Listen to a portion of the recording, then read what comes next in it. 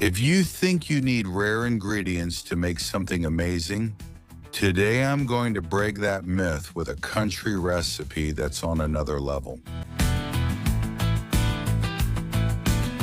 And today we're going to make something that's not modern, that's not viral, but it really should be. They call this Tortos. And in Asturias, more specifically in the East, they're a religion. And the best part is basic ingredients, a process that's not complicated at all, but be careful because some people mess it up. 2 cups of corn flour, the yellow kind. 3/4 of a cup of wheat flour, warm water, and salt. 2 cups of corn flour, 3/4 of a cup of regular wheat flour, water, and salt. Nothing else. No weird stuff. But wait, we always throw in a little tip. And now what I do is add salt to a glass of warm water. And what I'll do next is simply stir it until it's completely dissolved. It's the easiest way to incorporate salt into a dough like this. And now let's get to it. 1 cup of yellow corn flour. Just plain flour, unrefined and nothing else. And now a 2nd cup. Once we have the 2 cups of cornmeal, we add 3/4 of a cup of all-purpose flour. Why? Because it greatly improves the texture. It's not necessary, but it will turn out much better, much less gritty. Once you have it, you mix the flour so that everything is evenly distributed and it looks like a single uniform flour. With a whisk, you can do it in no time. Now we're going to add the water little by little. So make a little well in the center and start adding water. It's very important not to do it all at once. Just add a bit, mix it, and when it has absorbed all that water, add a little more. Keep doing this until you get the texture you want. Too much water ruins the product, so what I'm telling you is really important. Do it little by little. This is where people get excited, and then this ends up looking like concrete. At first, you'll notice it's quite crumbly, but when you see that it has absorbed almost all the flour, you'll need to work it a bit with your hands. No worries, it's only 2 or 3 minutes. You transfer it to a countertop or a table that's nice and clean and kneaded, just pressing and releasing. If it still feels really crumbly, you add a little more water. Keep doing this until it starts to come together. A ball. If it looks like good modeling clay, you're on the right track. If it looks like beach sand, that's bad. And if it's too runny and looks like soup, that's even worse.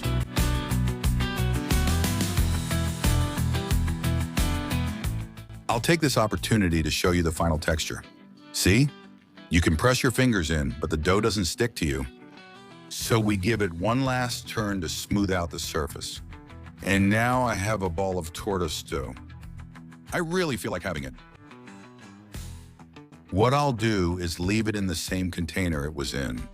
But this time, I'll put a lid on it. If you don't have one, you can use a damp cloth just fine. What does it do? Exactly the same job. We cover it and let it rest for an hour.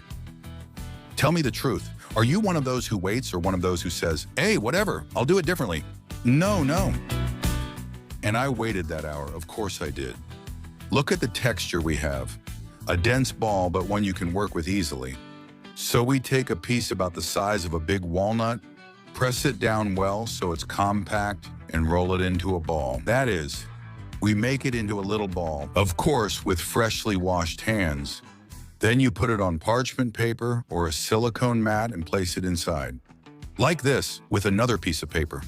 Parchment paper or something similar on top will make it very easy to roll it out with a bottle or a rolling pin. Even with a glass if you don't have one, so that you end up with a dough disc about 8 to 10 centimeters across. Key moment, a very important trick. The thickness, not too thick, not too thin. 1/2 centimeter is the perfect measurement. If you make them too thin, they turn out hard and dry. And if you make them too thick, they don't cook on the inside. A pan over medium heat with plenty of oil.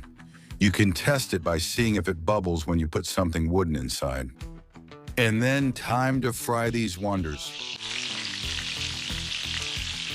If the oil isn't right, forget it. This won't work. That sound is pure happiness. When you notice that it's already puffed up and starting to brown around the edges, you flip it over. There's no rush at this moment. Rushing is the #1 enemy of crispiness. When you see that it's golden brown underneath as well, see? It's perfect. And it's normal for them to puff up. In fact, that's exactly what we're looking for. Now we set them aside on a plate with some paper towels. To step away from the classic way of adding picadillo and an egg on top, I'm going to show you another option that I personally love. I brown a little bit of garlic, just like that, quickly, keeping it simple. When it starts to get toasted, I add gulas. Yes, you heard that right. Just like that, in their oil with garlic. They cook very quickly, so don't overthink it. Put them in and give them a little stir. Put in as many as the number of tortos you want to make, just like this. Once they're a bit hot and toasted, take them off the heat. Now let's make a fried egg. So crack the egg into a suitable pan. Let's see if I can do it carefully and keep the yolk more or less centered. It doesn't change the taste, but hey, it looks nicer. Once it's cooked, leave the egg cooked on the outside and the yolk very soft. That detail is fundamental. So I like to add a little bit of sugar inside so the white sets and the yolk stay centered and soft.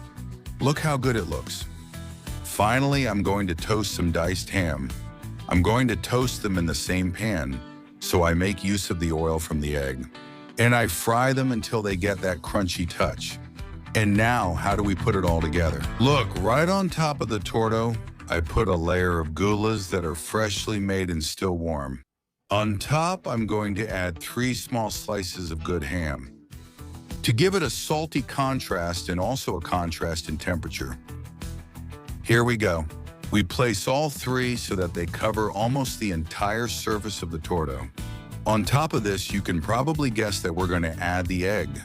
And on top of the egg, the crunchy touch with that chopped ham I just showed you.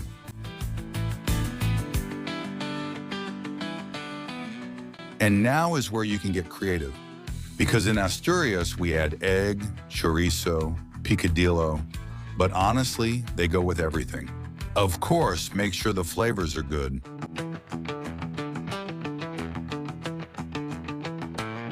And don't worry, the first time I made them, I made the dough too thin. I heated the oil too much and they turned out, well, instead of tortos, they looked like cups.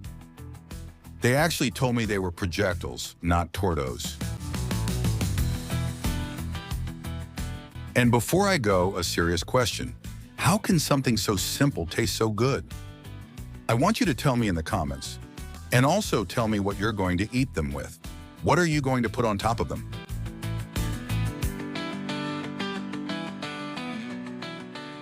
And if you like this recipe, give it a like. And most importantly, subscribe to the channel because we're going to keep making delicious things that you're sure to love.